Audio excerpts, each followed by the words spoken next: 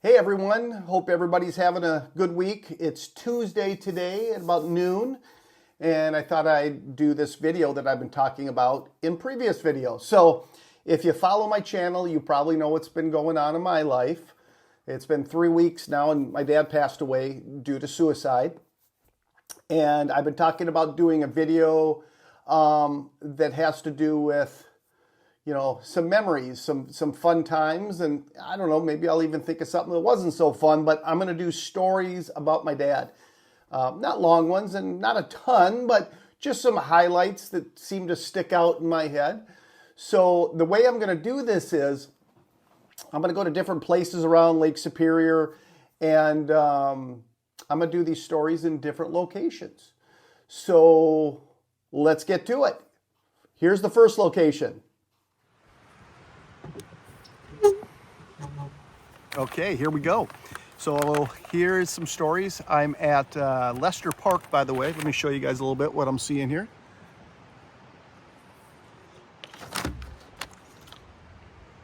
This is my view today at the beautiful Lester Park. There's a river down there, and there's a river down there, and they meet just behind me. And it's an amazing area, and then that's all trails, and it kind of goes at an angle, this park, and it's a ton of miles of trails. I'm here a lot. This is very, very close to my house. So I said I was going to do some videos of Dad, or not videos, a video of some stories. So I got a few here, and there's going to be more probably, but I'm going to start with this one here. The first one is duck hunting. Dad took me duck hunting at a very early age, and I remember my cousin, my dad's sister, Mary, her son Josh, who also passed away not all that long ago. If you've read my book, you'll hear about that story. We were really close, and he died unexpectedly just a couple of years back. But Dad went out and bought Josh and I a shotgun, a single shot shotgun, and it was just a junk gun. And you could only shoot one 12 gauge shell at a time, and it wasn't very good, but it was my first one. It was a good starter gun, I guess. And we'd go up to Art's place, Uncle Art, my dad's brother, and we'd do some duck hunting. He lived in Thief River Falls and War Road. It's in the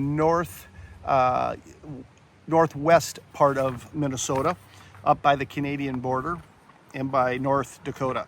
And we would do that, and I just have memories of us going duck hunting, and I was horrible. Josh was better than I was, and Dad and Art were really good.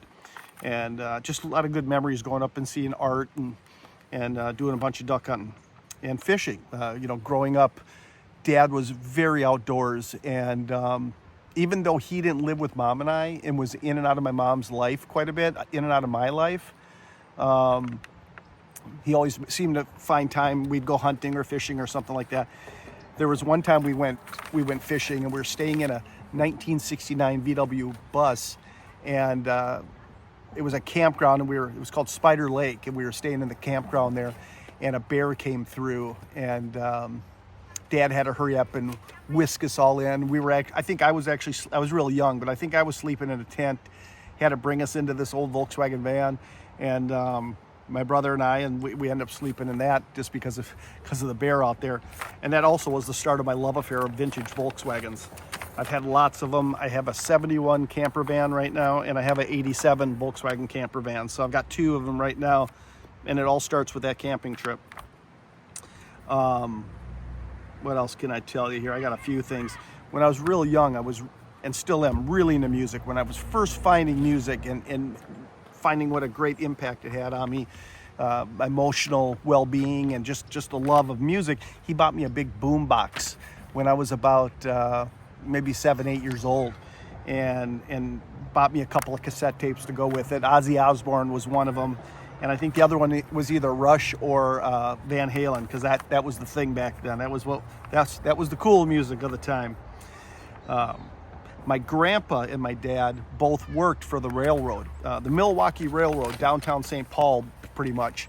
And we would go down there. My grandma would take me down there, and we would visit them for lunch, and we'd hang out near the tracks. There was a certain smell at the train yard, and vivid memories of being down there at the railroad with my dad and my grandpa, and I loved it down there. And not long before my dad retired, I went down there and I got this great big spread of food. I was going to meet him for lunch, and I kind of surprised him because I bought all sorts of stuff and desserts and everything from this really good Italian restaurant over in St. Paul. And it's called Casetta's. If anybody's from Minnesota, they'll know the place I'm talking about. And I think it embarrassed him a little bit because this is like a greasy, dirty guy kind of job, and everybody's eating their sandwich. Their wife probably put together for him and some chips, and here dad is with this like massive 5-course meal. And I think he got embarrassed a little bit, but it was really fun, and I'll never forget that. That was pretty awesome.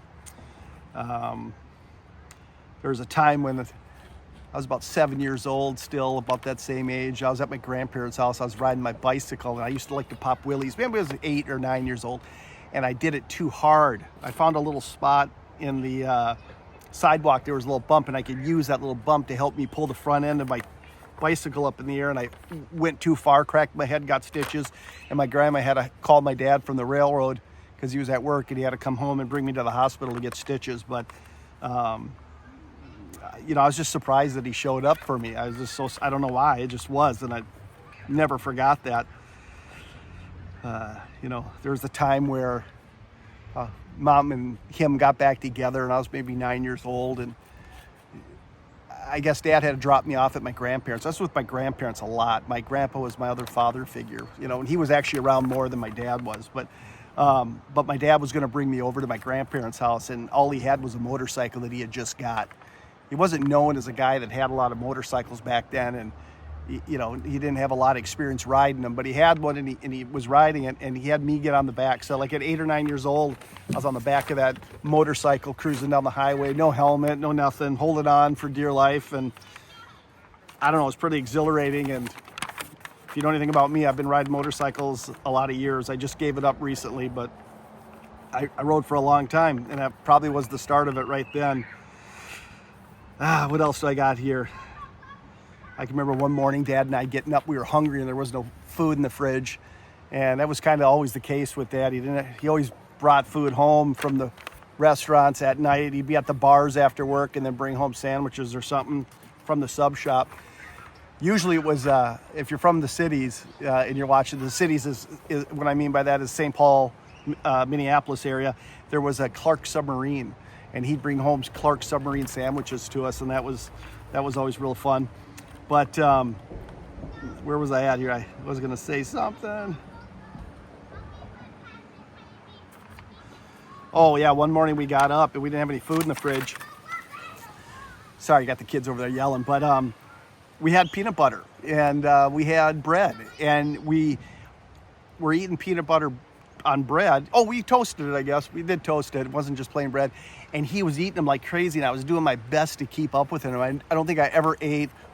Until that day, I don't think I've ever had that much peanut butter on toast, and I do love that. But I mean, I went from slice to slice trying to keep up with him, and it's all we had. We had to get full for the day to be able to get out and do our thing. One time at his house, this is kind of gross, guys, but I'm gonna tell you anyway. One time, it was an ongoing joke because I did this. It was really stupid of me. Back when I was still drinking and I was really, really young. I was under 21. I was probably 17. Yeah, I was probably 16, 17. And I got drunk when he was at work. And I was at his house. And some friends came over to the house, and we got drunk. And my brother lived with him at the time. And my brother had a waterbed. And I got sick. And I puked on the side of the waterbed. And I forgot to say anything, and I left. So after a few days, you can imagine how that went. And he figured out what had happened in there. And to this day... it was something that would be brought up every now and then and give me shit about, and which I totally deserved. And I never did that again, but yeah. What else do I got here for some stories about Dad?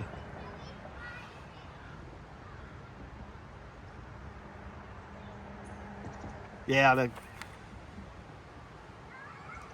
one time, I say this is my dad until I was like 13 or 14 years old. That's all I knew was him as my dad. But when I turned 13 or 14, that's when Mom told me that he wasn't my biological dad. And that was pretty crushing. I got to tell you, that wrecked my world for a long time. And didn't know who my dad was until my real dad, until just a few years ago. And he's passed away. But I'll do a video on that because I found him, and I have some brothers and stuff, half brothers and stuff that I'm getting close to.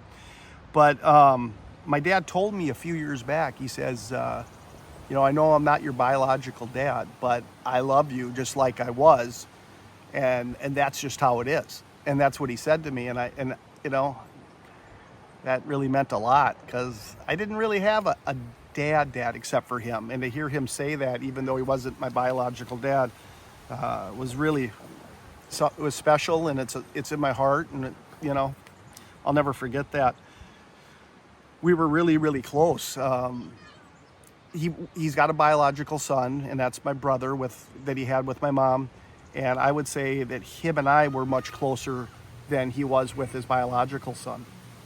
You know, I lived in Pequot Lakes. He lived in the cities. I got him to move up to the area where I was living, and built him a house, and he really liked that.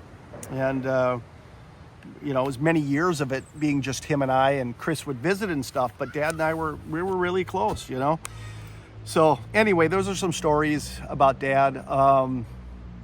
He just loved the outdoors. That's why I'm out here today doing it here. He loved being out in the woods and loved hunting and fishing. He gave that up though the last few years of his life. He didn't hunt and fish anymore.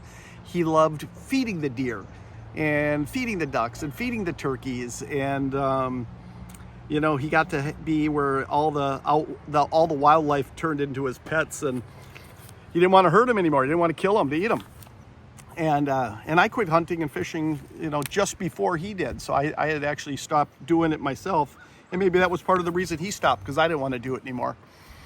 But man, you know, these last 3 weeks without him have been really tough, you know. But, you know, his memories, I'm trying to keep him alive by doing videos like this. And yeah, he's going to be totally be missed. And yeah, anyway, guys, I love you all. Thanks for tuning in. And that's about it. I'll probably do another video soon. We'll talk to y'all later. Take care.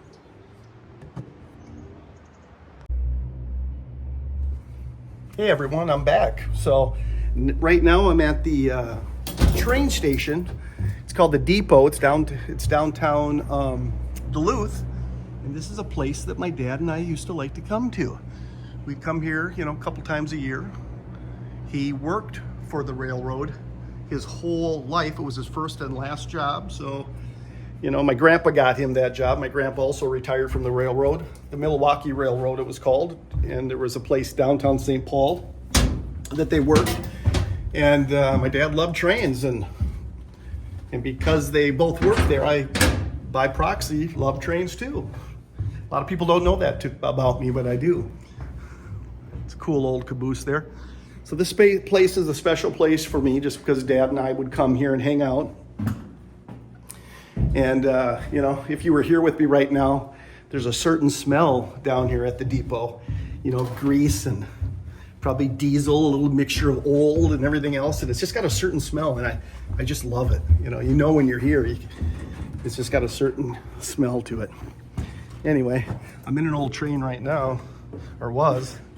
Let's see if we can figure out what it's called. It's an old Milwaukee road train though. And that makes it even cooler because that's where my dad worked. What makes this train special is it's electric. But anyway, so let's talk about Dad a little bit. Dad was a hard drinking, hard working kind of guy, kind of gruff. Not always the nicest to be around. As he got older, he mellowed out, quit drinking as much, and then finally quit drinking completely till the very end. And then he started drinking again because he was so depressed, I guess. Last 10 years of his life, he liked to say, "I love you" quite a bit. He loved to give great big bear hugs. And he opened up quite a bit more than he had, you know, the majority of his life. He was always kind of closed off and kind of an ass, to be honest with you. He was kind of an ass to be around. But that kind of changed, you know, especially with my daughter Zoe all up in his face, you know, raising hell. If anybody knows Zoe, she's a ball of energy. And, you know, she loved him and he loved her. And they lived together, actually, at the end there. They bought a house together and lived with each other for about 6 months. And, yeah, they were really, really close. And having her in his life, you know, was a big deal for him. He really loved her. They got along really well. They were tight. But I just wanted to get you guys down here and have you look at this place. This was a special place for Dad and I, you know, and, you know, he'd be happy right now to know I was walking around in here talking about him, I'm sure. Look at that thing. It's got the little wheels down there for the track. Well, that's about it, guys. I'm not going to stay here too long. Yeah, he's going to be missed, and, you know, we'll just have to live on with the memories of him. So anyway, everybody have a great day, great week, and I'll see you on the next video. Take care.